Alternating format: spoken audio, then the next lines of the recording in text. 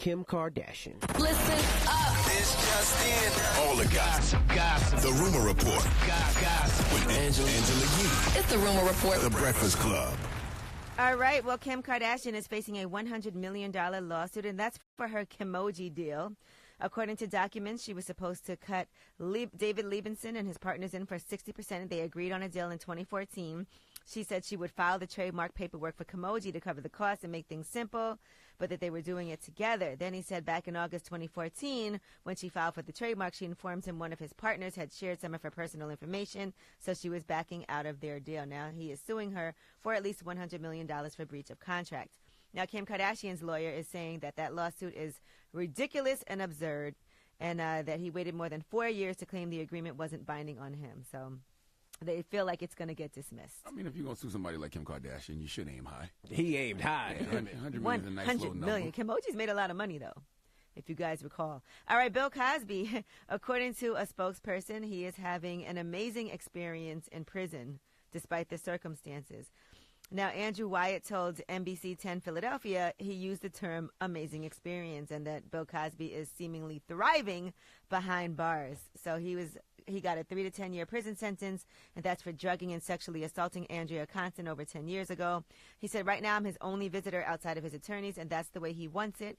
He said his wife has not visited at all since his incarceration began, but that she talks to him 3 times a day on the phone, and he doesn't want her to go in there and visit him. Well, I mean, you have no choice but to make the best out of a bad situation. What is he supposed to say? It sucks in here?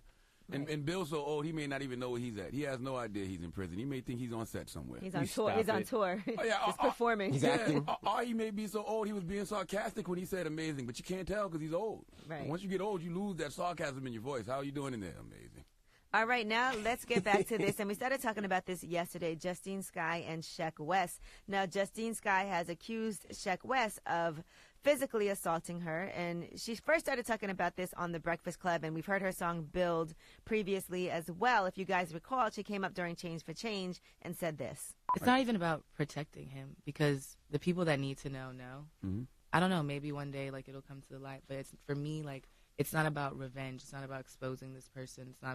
It's not even about this person. It's kind of protecting other people, though. Because if you see him with another woman, you have, like, yeah. It is, and that's something that people have, like, pointed out to me as well, too.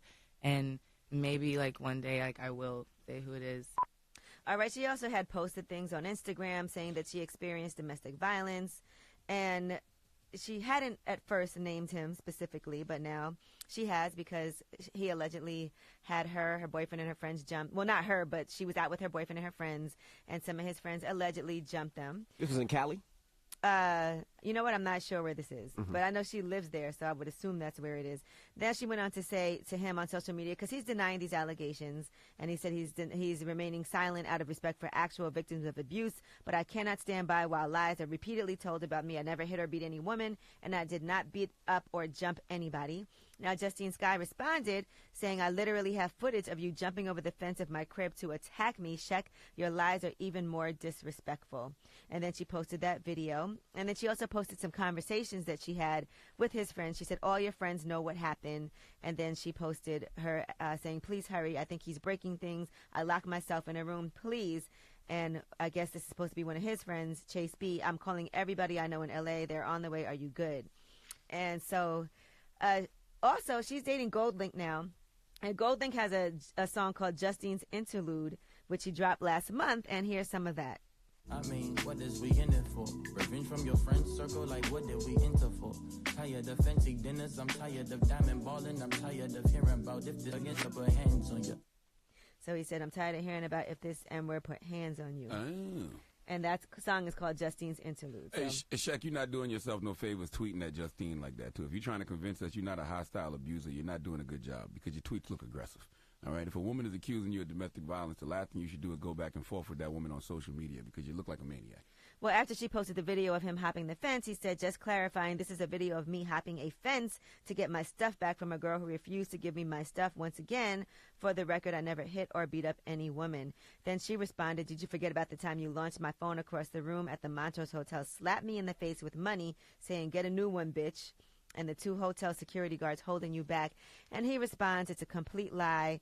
And he said, ever since this day, I have not bothered you, talked to you, gave you any problems or issues, but your team and family for a long time have played with my name in public and trying to provoke me instead of trying to resolve anything. I've reached out to apologize. He did delete that, though. Apologize for what? Exactly. He deleted that. Oh, God. So You look like a maniac, young man. You look like a maniac. And, you know, she has been discussing this for quite some time without naming him. So now I guess she feels like she has enough strength to say who the person that she's accusing of this is. Yeah, you look very aggressive. You know, you're using words like you're trying to provoke me. Provoke you to do what? You know what I'm saying? Like, what are you apologizing for? You know, I've been thinking about this a lot recently. Take the L. Just violence and domestic violence, and me having a 17-year-old daughter, right? And you think about it. I got 3 daughters. Charlamagne, you have 3 daughters. And you think about it, like, could you imagine somebody putting their hands on your daughter? Mm-mm. Like it's to the point like I can't imagine it.